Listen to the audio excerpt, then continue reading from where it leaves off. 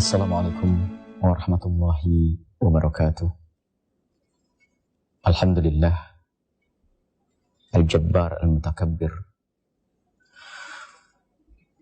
Fassalatullahi wassalamu ala habibina Sayyidina Muhammad wa ala alihi wa ashabihi wa tabi'ina hum bi ihsanin ila yaumiddin.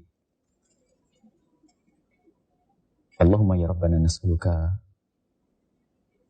ilman nafi'a waj'alna ya Rabbana minal mutawadhi'in wa na'udzubika ya Rabbana minal kibri. Allahumma ya Rabbana rizukna taubata qabla al-maut wa syahadata 'inda al-maut wal jannata ba'da al-maut, amma ba'du. Para pemirsa yang semoga senantiasa dimuliakan oleh Allah, kita adalah hamba Allah. Allah adalah pencipta kita. Kita adalah hamba Allah.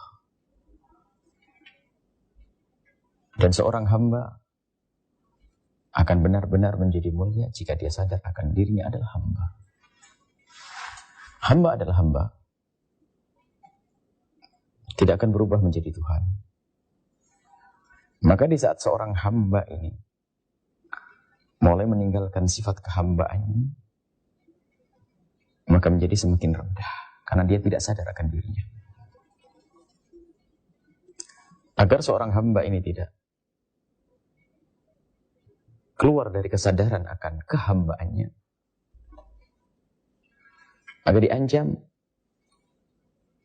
dengan dilarang untuk bertakabur, sombong.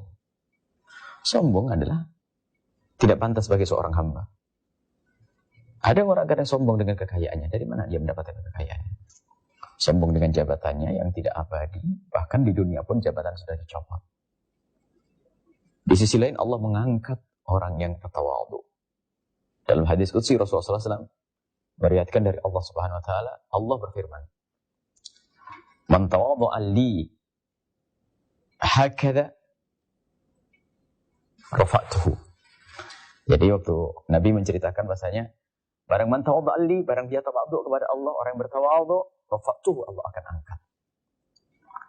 Di sisi lain diancam oleh Rasulullah SAW, la yadkhulul jannata man kana fi qalbihi mithqalu dzarratin min kibrin.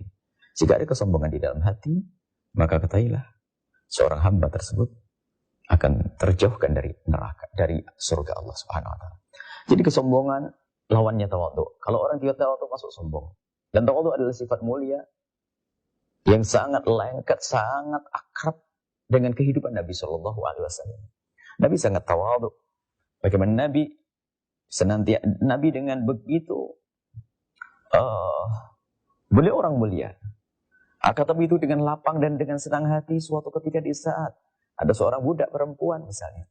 Seorang budak perempuan itu disuruh oleh tuannya kehilangan uangnya. Karena uangnya hilang, maka budak tersebut atau wanita tersebut tidak berani pulang ke rumah. Karena apa? Dia tidak membawa barang belanjaan. Mau beli tidak ada duit, karena duitnya hilang.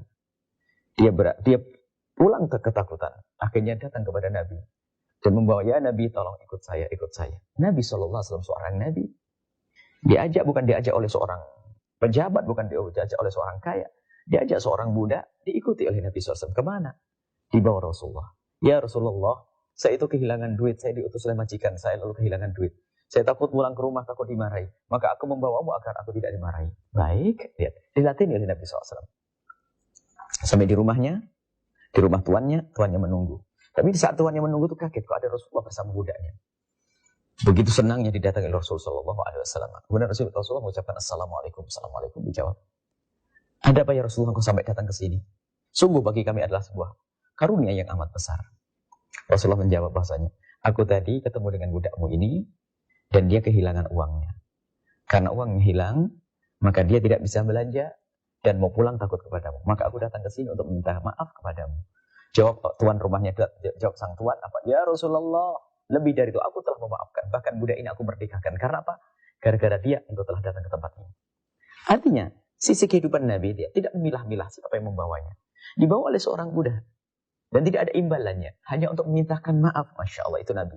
Bahkan Nabi di rumah beliau bagaimana keadaan Nabi? Yaqumu manzilahu. Nabi juga memungut sampah di rumahnya sendiri.